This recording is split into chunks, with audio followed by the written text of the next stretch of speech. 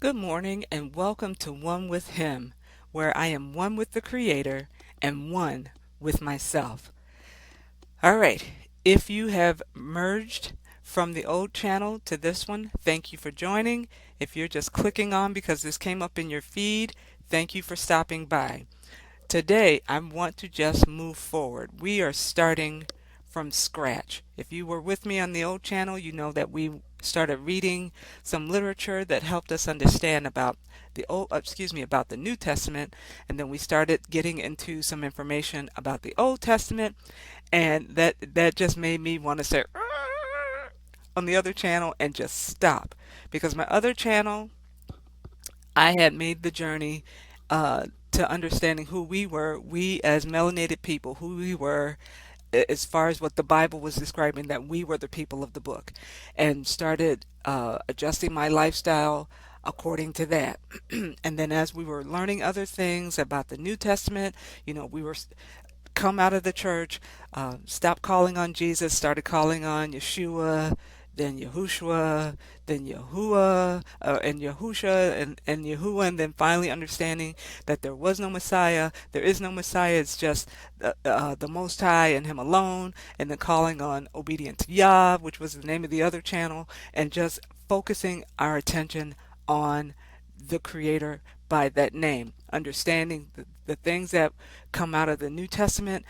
Again, all that stuff. So we're just starting from scratch. I'm just starting from scratch. So one of the last books that we had read from following Sister Pam from Awaken to Truth was the Lost Book of Enki, and that is a story about the Anunnaki, those uh, gods or powers that came from heaven to earth, created mankind. That whole story, Enki, Enlil, that the Anu, that whole family line, right?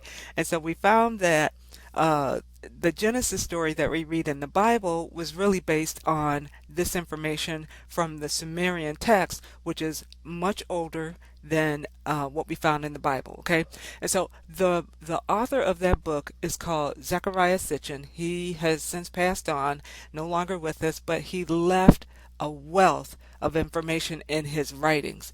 And so uh, while Sister Pam has moved on to some other things, we're reading from the complete Anunnaki Bible. I got my hands on that. We're still reading from My Big Toe. I have my hands on that. Um, but I was interested in getting or going deeper into this Genesis story. The Lost Book of Enki was more like a telling of the story of the Anunnaki. But Zechariah Sitchin has a series called the Earth Chronicles, and he goes into more detail about the Sumerian text, the civilization, and all that. And so while I'm still hanging with Sister Pam and the other books that she's reading, I got my hands on it's a 9 book series called The Earth Chronicles. I got my hands on that because one of the books in that series is called Genesis Revisited. And I was interested in reading that. But come to find out, after I got the whole series, that is the last book in the series, not the first. So I'm starting from book 1, which is called The 12th Planet. And I gotta say, I am glad that I'm starting at the beginning. Now, I'm not going to commit to reading each book and putting that on the channel. I'm not going to commit to that. I don't have the time to commit to that, and I don't want to put that burden on myself because I can't. I don't want to make a promise that I can't keep, and I know I can't keep that promise. So what I'm going to do is I'm going to read, and as I come on, if there's anything that I feel necessary to share, I'm going to do that. But what I want to encourage you to do is, if you are interested in going back and continuing to go back as far as we're not going to get all our questions answered, but what we can get answered as we dig, I believe we should dig. And so if you're really interested in this particular quest, then I suggest and strongly recommend that you just get the series. You get the Earth Chronicles, 9 books. easy read. It's not so much a storybook form like The Lost Book of Enki, but it will give you some more resources. It will give you more information as far as this Sumerian civilization. At least that's what I'm seeing thus far.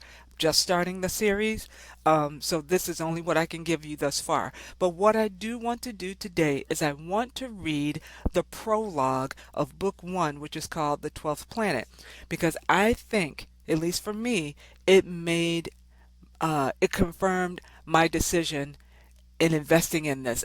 This whole series, I think, was 79, 90, 80 bucks. But to me, it was worth it. If you want to buy one book at a time and you don't want to make that full investment, just buy one book at a time to see if this works for you, fine. But I'm just telling you now, I'm not going to commit to reading this book and putting it on the channel. I'm going to share what I'm gleaning from it, but I'm not going to commit to reading chapter by chapter. I don't have the time to do that. I'm not going to commit to it. But I do want to read. I think I will read the author's note, and then I want to read the prologue from book one. And then you can decide for yourself if this is something you want to invest in and move forward. This is where I'm going. I'll share what I'm gleaning from it, and we'll go from there. So here we go. Zecharia Sitchin, The 12th Planet, Book 1 of the Earth Chronicles, the author's note. This edition of The 12th Planet is offered to the reader in celebration of a double milestone. First, it coincides with the publication of the 7th and concluding volume of the Earth Chronicles series, and second, it marks the 30th anniversary of the initial publication of The 12th Planet, the first book in the series. In the annals of publishing, especially of nonfiction, few books stay so long in print. The 12th Planet has managed not only to do that, but to do so very actively. This volume represents the 45th printing of the original Avon Books paperback edition, a record, and coincides with the book's translation into its 21st language, Korean. Published and republished in English and other various languages in hardcover, softcover, paperback, pocketbook, mass market, and other formats, including Braille for the blind and books on tape. The book has reached millions of readers, has been quoted or misquoted in scores of other books, and has been reviewed and discussed in countless articles and on radio, TV, and more than 500,000 websites. It is, by all standards, a classic. When I set out to write it, I had no idea that the book I had no idea that the book would attain such heights, or that it would spawn a 7-book series plus 4 companion books. In fact, I had no idea that it would include planet in its title. All I wanted to find out was who were the biblical Nephilim. The realization that they were the Sumerian Anunnaki, those who from heaven to earth came, opened up for me new vistas of research and understanding. The greatest breakthrough was the insight that the Sumerian/Babylonian epic of creation was a sophisticated scientific document. The resulting conclusions regarding the existence of one more planet in our solar system, the origins of life on Earth, and past space travel presaged a host of subsequent discoveries in astronomy, genetics, and other scientific fields that were unthinkable 30 years ago. The book has shown that there is no conflict between Bible and evolution. Listen to that. The book has shown that there is no conflict between Bible and evolution. It endures, I believe, because it tells us the truth about our own origins, and that we are not alone. Zecharia Sitchin, New York, October 2006. Now here's the prologue, Genesis. The Old Testament has filled my life from childhood. When the seed for this book was planted nearly 50 years ago, I was totally unaware of the then raging evolution versus Bible debates. But as a young schoolboy studying Genesis in its original Hebrew, I created a confrontation of my own. We were reading one day in chapter 6 that when God resolved to destroy mankind by the great flood, the sons of the deities, who married the daughters of men, were upon the earth. The Hebrew original named them Nephilim. The teacher explained it meant giants, but I objected. Didn't it mean literally those who were cast down, who had descended to earth? I was reprimanded and told to accept the traditional interpretation. Weren't we all? In the ensuing years, as I have learned the languages and history and archaeology of the ancient Near East, the Nephilim became an obsession.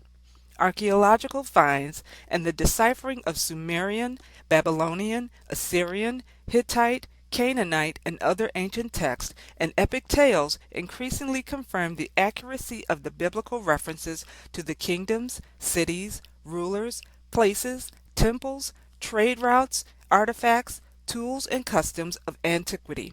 Is it not now time, therefore, to accept the word of these same ancient records regarding the Nephilim as visitors to earth from the heavens? The Old Testament repeatedly asserted, "The throne of Yahweh is in heaven. From heaven did the Lord behold the earth." The New Testament spoke of our Father, which art in heaven. But the credibility of the Bible was shaken by the advent and general acceptance of evolution. If man evolved, then surely he could not have been created all at once by a deity who premeditatingly had suggested, "Let us make Adam in our image and after our likeness." All the ancient peoples believed in gods who had descended to earth from the heavens and who could at will soar heavenwards. But these tales were never given credibility, having been branded by scholars from the very beginning as myths. The writings of the ancient Near East, which include a profusion of astronomical texts, clearly speak of a planet from which these astronauts or gods had come. However, when scholars 50 and 100 years ago deciphered and translated the ancient list of celestial bodies, our astronomers were not yet aware of Pluto, which was only located in 1930. How then could they be expected to accept the evidence of yet one more member of our solar system? But now that we too, like the ancients, are aware of the planets beyond Saturn, why not accept that ancient evidence for the existence of the 12th planet? As we ourselves venture into space, a fresh look and an acceptance of the ancient scriptures is more than timely. Now that astronauts have landed on the moon and unmanned spacecraft explore other planets, it is no longer impossible to believe that a civilization on another planet more advanced than ours was capable of landing its astronauts on the planet Earth sometime in the past.